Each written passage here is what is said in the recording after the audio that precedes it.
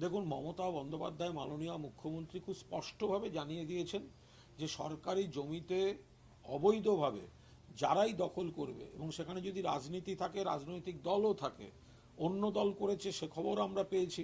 যদি কোথাও তৃণমূলের কেউ অন্যায় করে থাকেন, মমতা বন্দ্যোপাধ্যায় পুলিশ প্রশাসনকে বলেছেন ব্যবস্থা নিতে। যদি ঠিকঠাক দেখা যায় যে সত্যিই ওটা বৈধ, তাহলে বৈধ।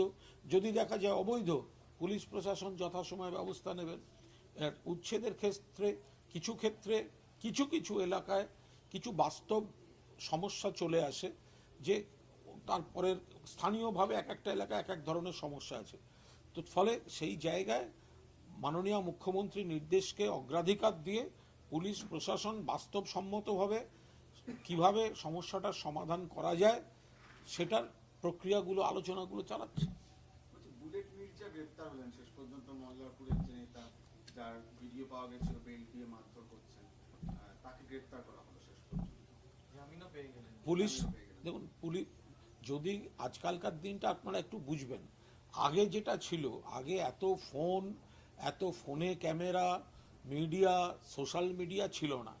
এখন আগে মানে এমন অনেক ঘটনা আছে। এখন যেমন পাড়ায় পাড়ায় কেউ কাউকে ধাক্কা মারলেও সেটা ভাইরাল হয়ে যাবে, এটা মানে একটা সেন্সেশন তৈরি হয়ে যাবে। এখন কোথাও হাতাহাতি হলেও সেটা ভাইরাল।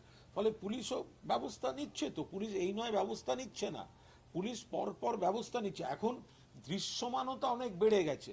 এখন আপনার আমার যদি কোথাও তর্ক হয়, কোনো পাড়ার কোনো কোণে দাঁড়িয়েও তর্ক হয়, সেটা সমাজ মুহূর্তে জেনে যাচ্ছে।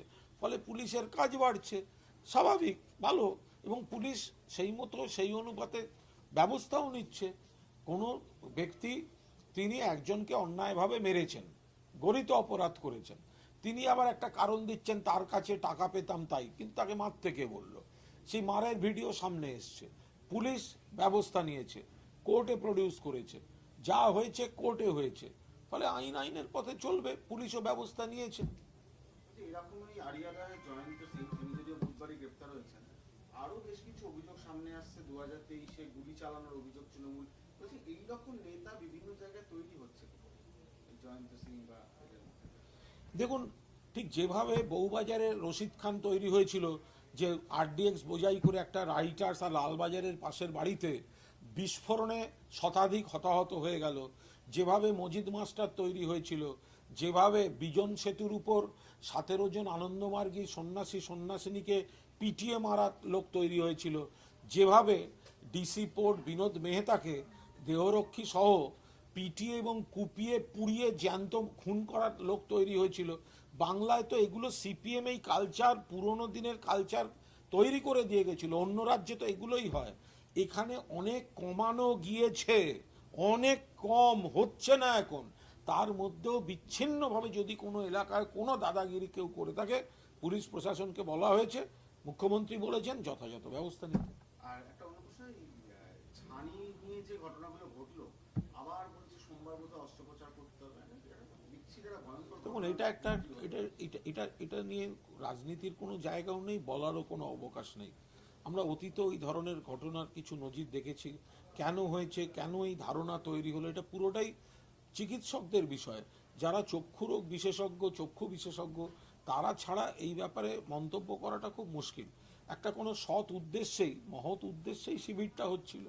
তারপরে যদি কারুর কারুর কোনো অসুবিধা হয়ে থাকে বা কোনো সমস্যা হয়ে থাকে, তাহলে কেন হয়েছে, এটা তো শুধু রাজনৈতিক তরজা দিয়ে হবে না।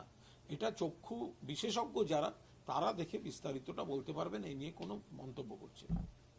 আর একটা বিষয় হচ্ছে, মহুয়া মৈত্রকে নিয়ে আবার একটা অভিযোগ উঠছে যে তিনি জাতীয় মহিলা কমিশনের বিরুদ্ধে একটি মন্তব্য করেছেন, তারাও সুমোটো কগনিজেন্স নেবে জানাচ্ছে।